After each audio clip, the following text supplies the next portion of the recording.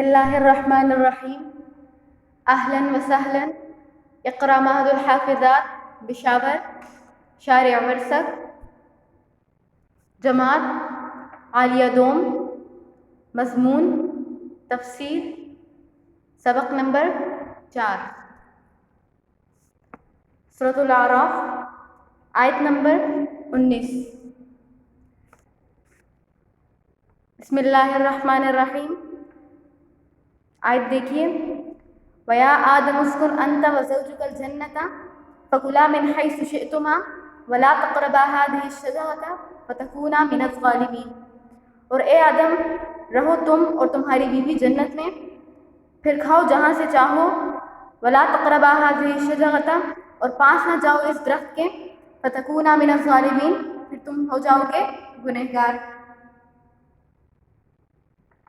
تفسیر دیکھیے، اس آیت شریفہ میں یہ فرمایا ہے کہ حضرت آدم علیہ السلام اور ان کی بیوی کو جنت میں رہنے کا حکم دیا اور خوب بافراغت اچھی طرح کھانے کا کھلا اختیار دے دیا، لیکن خاص ایک درخت کے بارے میں فرمایا کہ اس کے پاس نہ پھٹکنا، ولا تقربا هذه الشجرہ۔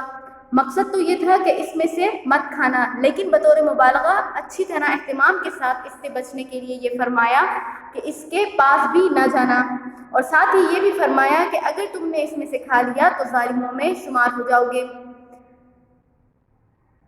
اب اس سے کون سا ظلم مراد ہے؟ تو اس میں 2 قول ہیں۔ نمبر 1، اس کے کھانے سے جو ممانعت کی خلاف ورزی ہوگی یہ گناہ ہوگا، اور ہر گناہ کرنے والے کے لیے وبال ہے اور وہ اس کی وجہ سے مستحق سزا ہے۔ نمبر 2، جب خلاف ورزی کر لو گے تو یہاں جن نعمتوں میں رہ رہے ہو وہ سلب ہو جائیں گی اور یہاں سے نکلنا پڑے گا، اور یہ بھی اپنی جان پر ظلم ہوگا۔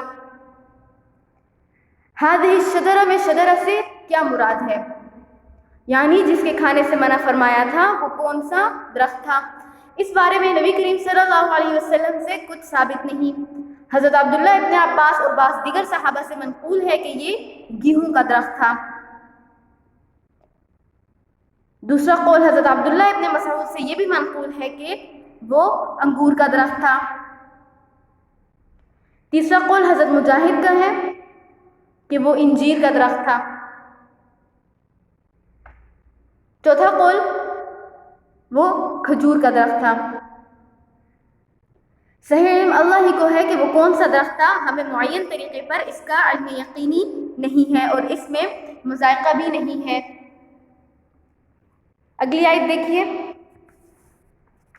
فوسوس لهما الشیطان پھر بہکایا ان کو شیطان نے، لیبدی لهما ما وري عنهما من سوآتهما تاکہ کھول دے ان پر وہ چیز کہ ان کی نظر سے پوشیدہ تھی جو ان کی شرمگاہوں سے، وقال ما نهاكما ربكما عن هذه الشجرة الا ان تكونا ملكين او تكونا من الخالدين، اور اس نے کہا کہ نہیں روکا تم کو تمہارے رب نے اس درخت سے مگر اسی لیے کہ کبھی تم ہو جاؤ فرشتے، او تکونا من الخالدین یا ہو جاؤ ہمیشہ رہنے والے، وقاسمہما انی لکما لمن الناصحین اور ان کے آگے قسم کھائے کہ میں تمہارا خیر خواہ ہوں، فدلاہما بغرور پھر مائل کر لیا ان کو دھوکے سے، فلما ذاقا الشجرة بدت لہما سوآتہما وطفقا یخصفان علیہما من ورق الجنہ پھر جب چکھا ان دونوں نے درخت کو تو کھل گئی ان پر شرمگاہیں اور لگے وہ جوڑنے اپنے اوپر درخت کے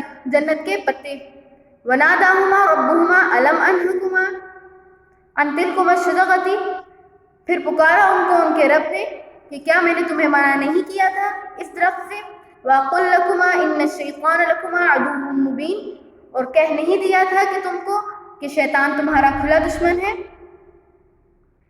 تفسیر دیکھیے، اللہ جل شانہ نے آدم علیہ السلام سے فرما دیا تھا کہ دیکھو یہ ابلیس تمہارا دشمن ہے، تم دونوں کو جنت سے نہ نکال دے، یعنی جنت سے نکال دیے جانے کا ذریعہ نہ بن جائے۔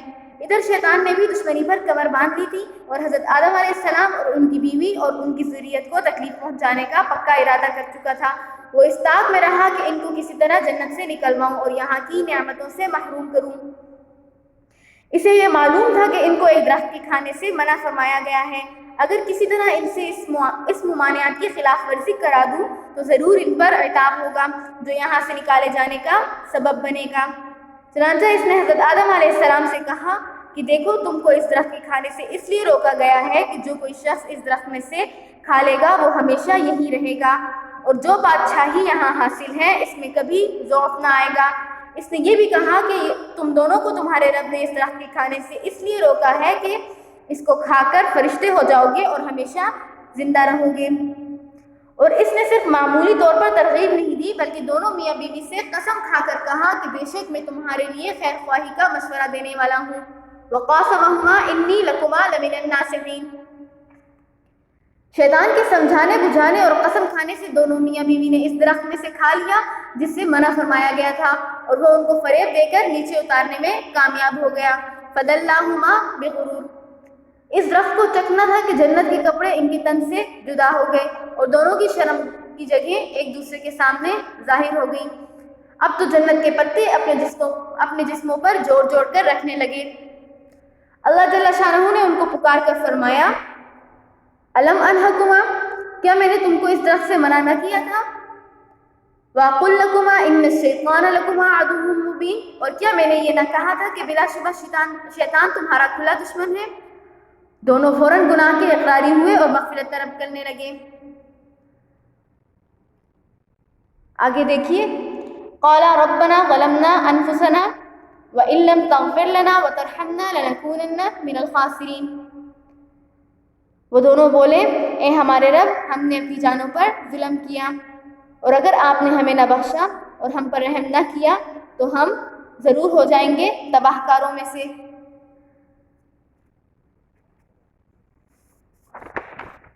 تفسیر دیکھیے، حضرت آدم علیہ السلام اور ان کی بیوی سے جو خطا ہوئی اس کی وجہ سے انہیں بہت زیادہ ندامت تھی۔ اللہ جل شانہ کی طرف سے ان کو چند کلمات بتائے گئے کہ ان کے ذریعے توبہ کریں۔ یہ کون سے کلمات تھے؟ بعض مفسرین نے فرمایا ہے کہ توبہ کے الفاظ یہ ہیں، ربنا ظلمنا انفسنا وان لم تغفر لنا وترحمنا لنکونن من الخاسرین۔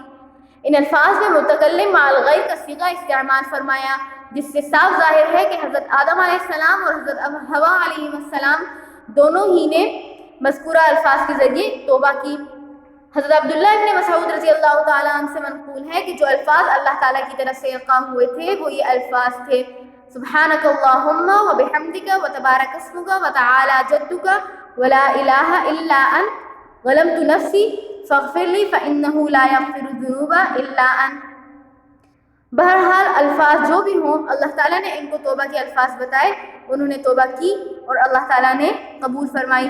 اللہ تعالیٰ بڑا کریم ہے، توبہ کے الفاظ خود ہی القاء فرمائے اور ان کی توبہ کو قبول بھی فرمایا، اور ارشاد فرمایا کہ وہ توبہ قبول فرمانے والا اور بہت بڑا مہربان ہے۔ جب کبھی بھی کوئی شخص ندامت کے ساتھ رجوع کرے گا اور اللہ تعالیٰ اس کی توبہ کو قبول فرمائیں گے۔ معافی اور مغفرت تو ہو گئی لیکن جنت میں واپس نہیں بسایا گیا، کیونکہ تکوینی طور پر ان کو پہلے ہی دنیا میں بھیجنا اور خلیفہ بنانا طے تھا۔ ان کے دنیا میں آنے کی وجہ سے بہت کثیر تعداد میں ان کی ذریت کے افراد مرد اور عورت ایمان اور عمل صالح کی وجہ سے مستحق جنت ہوئے، اور یہ بنی نوع انسان کا بہت بڑا فائدہ ہوا۔ اگر وہ دونوں جنت ہی میں واپس کر دیے جاتے تو وہاں کی نعمتوں سے وہی منتفع اور متمتع رہتے، اور اگر بالفرض وہاں اولاد ہوتی تو وہ اعمال صالحہ کی محنت اور گناہوں سے پرہیز کرنے کی مشقت کے بغیر ہی نعمتوں میں رہتی اور نعمتوں کی زیادہ قدر نہ ہوتی۔ اپنی محنت سے جو چیز حاصل ہو اور دکھ و تکلیف کے بعد جو نعمتیں ملیں ان کا مزہ اور کیف اور ہی ہوتا ہے۔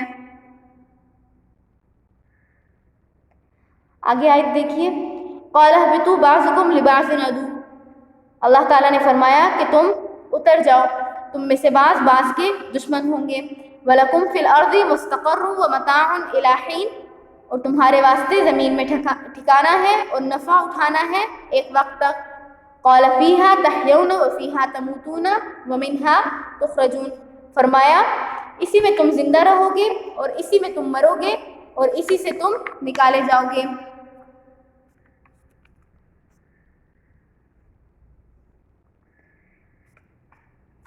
یہاں لفظ اہبطوا جمع کا صیغہ استعمال فرمایا ہے، حالانکہ آدم علیہ السلام اور حوا علیہ السلام دو تھے تو تثنیہ کا صیغہ لانا چاہیے تھا۔ تو تو اللہ تعالیٰ نے جمع کا صیغہ کیوں استعمال فرمایا؟ اس کے بارے میں بعض مفسرین نے فرمایا ہے کہ حضرت آدم علیہ السلام اور حوا اور ابلیس تینوں کو خطاب ہے. ابلیس ابھی تک آسمانوں میں تھا، زمین پر نہیں آیا تھا. اور بعض حضرات نے فرمایا ہے کہ صیغہ جمع اس لیے لایا گیا کہ حضرت آدم علیہ السلام اور حضرت حوا علیہ السلام اور ان کی ذریت کا مجموعہ مراد ہے. یہ دونوں اتارے گئے تو ساری ذریت اتاری گئی، وہ ابھی موجود نہ تھی. یہ دوسری بات زیادہ اولا و اقرب ہے کیونکہ سورۃ طٰہٰ میں صیغہ اہبط لایا گیا ہے اور ابلیس کو مستقل وہاں سے اترنے اور نکلنے کا حکم پہلے دیا جا چکا تھا. آگے دیکھیے، بعضکم لبعض عدو، تم میں سے بعض کے دشمن ہوں گے. اس سے یا تو بنی آدم کی آپس کی دشمنیاں مراد ہیں یا پھر یہ معنی بھی مراد ہو سکتا ہے کہ شیطان تمہارا دشمن رہے گا اور تم اس کے دشمن ہوگے.